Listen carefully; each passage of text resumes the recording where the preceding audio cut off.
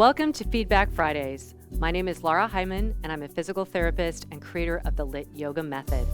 Today's segment is about giving feedback to anyone who wants to send me feedback. I have Kim Karels, and I'm going to look at her movement.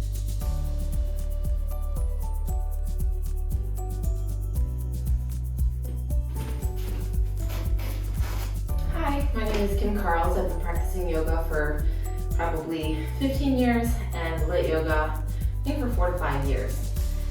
Thanks for looking at my video.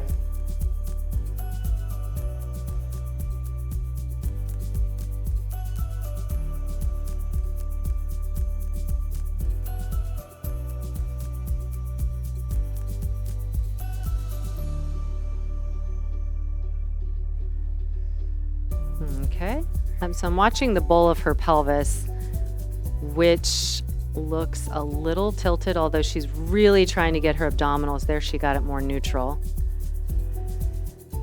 And the shoulders, that looks good, Kim. All right, so let me stop here, because first of all, Kim, what I'm seeing is, and this happens, like Kim has been taking yoga with me for a while, so she's really aware of her neutral pelvis. What I'm sensing is there's a lot of trying to hold the pelvis in by using the neck and the breath. And it's like, it's showing up like it's like a pump up here to try and get this engaged. So when you're in this position, for instance, I was looking at your pelvis and the ribs were revealing the pelvis was trying to go forward a little bit. And so you brought it back into neutral, but then there's like this, you're trying to get the upward lift of the pelvic bowl and the inside of it, which is like pelvic contents and deep abdominals. It seems a little bit from your breath and your accessory muscles of your neck. And so I'm sensing, and we'll continue to watch, there's a tiny bit of a disconnect, like you understand biomechanics, but a disconnect of this global core support of the core container. And I saw that when your arms were in goalpost, there was a movement like you were opening your chest, but it didn't look like there was a big, so they were like this as opposed to like this, like the connection of the scapula pulling toward the chest. It was more like the chest was just opening, and then you were trying to hold from here again, versus trying to pull up, ribs in, and then capture the scapula on the back. So it won't look so much like you're so well trained not to tip that pelvis, but it's just the coordination of some of it seems a tiny bit not as optimal. So let's continue to watch and see if it shows up.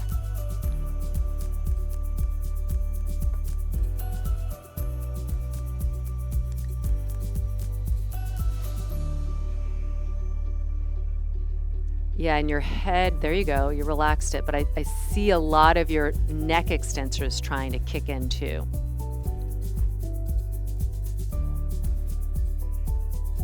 Yeah, so when you're doing that movement, you want to really connect, and this is, so right here we can see the low back. There's a lot of extra kind of tightness in the tissue. So Kim, I'll show you what I just saw, and now all this is making sense from my original assessment. So when you were in down dog, you had this instinct to lift the tightness of your neck, was trying to lift your chin, and then again, you've been practicing with me, release that neck. But that tells me that it's like a prickle of the dog, it's like ready to fire, and that ready to fire does all of that, and that promotes that upper chest breathing. So then when you were on the ground, what you could see was that from the back, your tissue here is shortening. So as you're rolling the shoulder, I can really nicely see your neck muscles are really geared up, and that goes hand in hand with the back muscles. So when you're on the floor, think of lengthening the neck, drawing the chin. So from the side, it would look like this, the chin toward the zipper of the pubic bone and lifting up. Then roll the shoulders. So you're filling up that back space. And that might be, you might need extra kind of hands-on. Put your hand behind your head, pull this up, and then do the roll of the shoulders, because this next instinct is to be ready and on guard. All right, let's look at some more. So I think it probably is a good amount of neck stuff that might not be really apparent to you, and it might be. All right. Yeah, see your head is lifting a little bit there. Good. See, you're so, you know to lower that chin, but that neck really wants to lead the way. That looks great. Up, see you lowered the chin, but you lifted the head again. It's like you know it, and then it'll automatically happen. Okay, so I just saw a modified side plank. These are small but important details. So you're kind of battling with, okay, I know I shouldn't have my head, so I'm going to lower it. I know and so it's just you're battling with the instincts. That means you're aware of it. Great.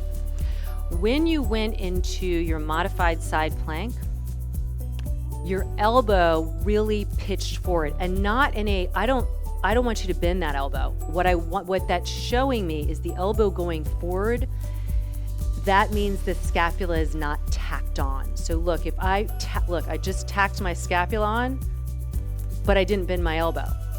So you need to kind of not let that humeral head drive the elbow forward, and that's coming from a disconnect to the scapula. I saw it a little bit in down dog as well. When you came into down dog, again, your head wanted to lift, then you're like, no, no, no. And what you did is you overly compensated and you rounded your upper back. And we don't want to round, we want the head to dangle, and we want to push the arms, but keep the spine long, not just round it to get the chin in. So these are small and subtle things a lot of people wouldn't necessarily notice, but I think a lot of the head, the position of the head is influencing the ribs, the scapula, and that all might be coming from the pelvis up the chain. Let's keep looking. This is fun. I know I'm giving you a lot of tiny details to think about, but I think this will probably help tremendously. All right, she's in a dolphin. Let that head release, let it release. Yeah, so coming up into form balance, you clearly have great strength, but we got to get that head out of it. That looks really nice, hinging at the hips. Low lunge, so you're going to do this other side. So I can see the bowl of the pelvis.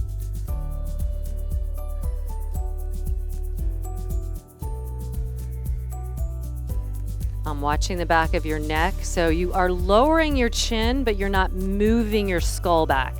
So this right here was an example of the scapula not kind of like they're just there, but they're not actively pulling. So when you practice this in goalpost, put your right fingers in front of your left chest and then pull the left scapula towards your right fingers. That's the kind of sensation you want to have when you have your arms up. So they're not just kind of dangling there, because then the ribs are too mobile in that position. Again, your chin is down, but try and pull your whole head back. And here comes down dog again. See your head, let it go, let it go. You're trying to, there you go, let it go, good. You lower. Now let's watch that, that bottom scapula. So you can see how your forearm is spinning as you come up. So let me just show you that. So you're doing some side bridges. And this is another, just like when the elbow is jutting out in modified side plank here, you're spinning the forearm, which it can do. You can't do that with your lower leg, but we want to solidify. So I would even put one hand, so I have my left hand down, my right hand's on the scapula. I'm going to pull it into the body. And then when I come up, I'm not going to let that forearm move. So then the pressure is down into the hands, but then I can take it right into the scapula. When I roll the forearm around, it's breaking up some of that energy. So you can really look at it and say, don't move, move from the hip and hold the scapula on the back ribs. Let's continue.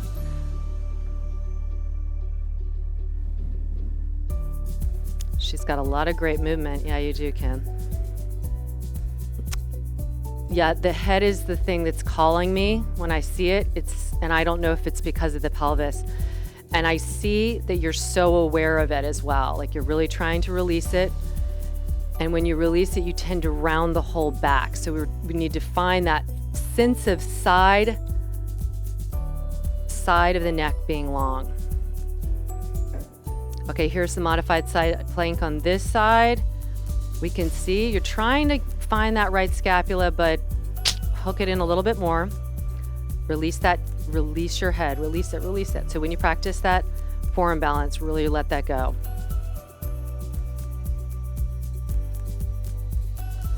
So let me show you in the forearm balance what I'm talking about. And I think you're aware of it, and this is a lot of non-lit yoga does this, and what it's doing is your head, you know, it's said that this part of your neck is your control center. It's that almost primitive, sympathetic, like I need to know what's going on because something might be coming my way. And it's instinctive, but when it's like that all the time, it has an impact on your nervous system. And that's why I feel like your breath is a little bit shallow.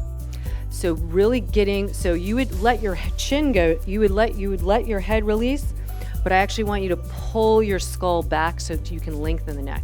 Now in dolphin, your head was up, and it might feel like I can't release it because it just doesn't have that, but practice just nodding your head, and even practice curling to look up at your belly, because that's going to give you some of that deep cervical flexor strength. So then that's how you'll practice coming into dolphin. And this will be a much, into forearm balance. This for a lot of people, when you're used to having your head up, is really different, much more core integrated, and also slightly scary.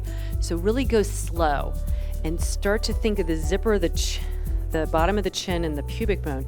That's what's going to hold you. Let's keep going.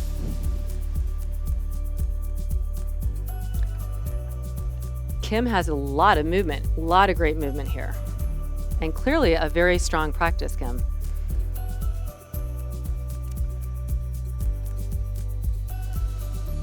But we can hear in the breath, it's up in the upper body. That was a nice Cobra. So even in your down dog here, you're not letting that chin release.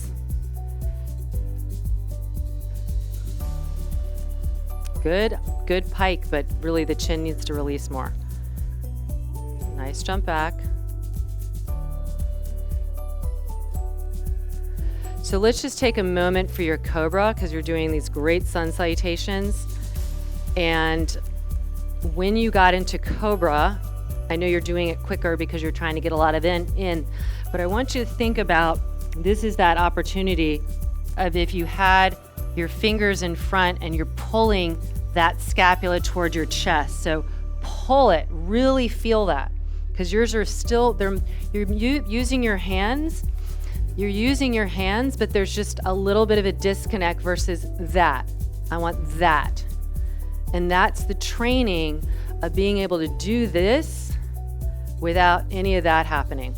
So I think you're trying to minimize your rib cage moving by just pulling a little bit, but you can get deeper into the scapula muscles by pulling the scapula toward your chest, and the ribs won't thrust.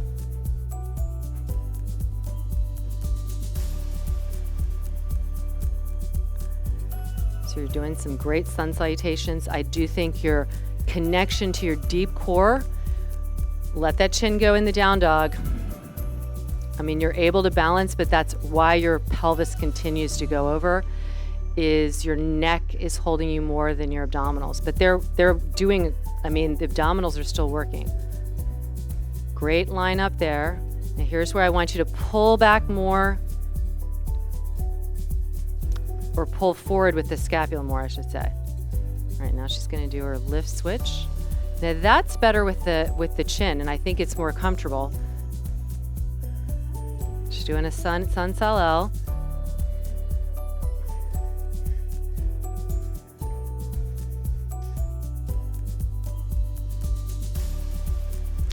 So when you're doing that, that's a lovely handstand, and it's just gonna feel so much more solid if you find your scapula.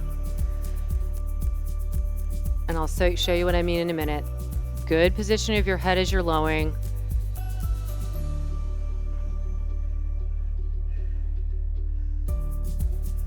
Push off the bottom leg. Your scapula need to catch you more. Catch you, yeah.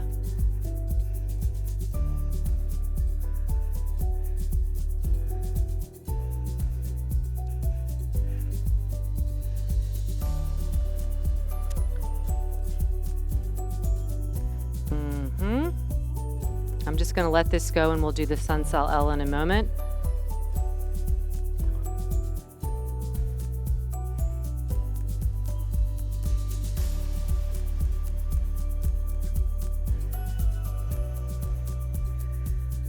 But you can hear a little bit in your breathing, it needs to be more expansive, and I think with the neck out of the way, it'll get into more of the core, the abdominal core. Very nice. Okay, so let me just show what I mean in that sun salutation. What I would ask you to work on, Kim, is lowering with that same, I'll do it this way. So the Cobra and then coming into down dog. So when you did the lift switch, you didn't lift your head as much. And I think it's because when you're jumping and your head is forward, jumping into pike is challenging and you're doing it. But try and think of just looking or lifting the head a little bit, but not lifting the chin. So you can look like to the center of your mat and then practice that catching of the pelvis without lifting the chin, because you want to feel like your back body can get you or break you, like B-R-A-K-E, not break. So you don't need the wall, because the wall there is because you kind of use your head. Once the pelvis comes over, it feels almost like a back spring effect, because the head lifting gives you a back extension moment. So you need to kind of just lower the chin when you're doing that. Now, when you did the lift switch, you did a much better job. You landed, and every time I want you to put your hand, so I have my left foot forward, I want you to put your right hand here, your left hand here, and think up. And this is going to train your breath to be a little bit bigger too, because your ribs you're just here and a lot of your breath is up here. So I want you to really feel this.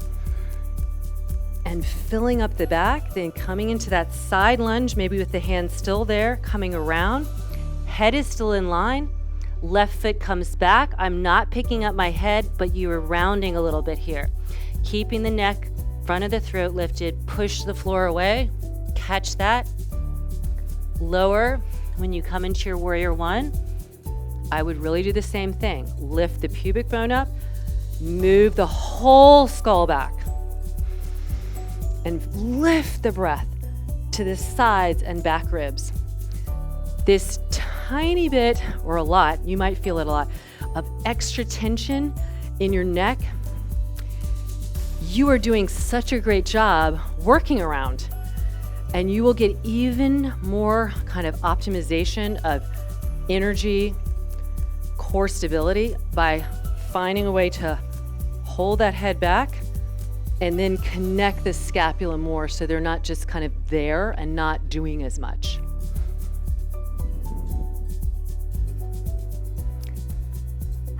So, Kim, you obviously have a very strong practice just try and implement some of these things and let me know how it feels for you.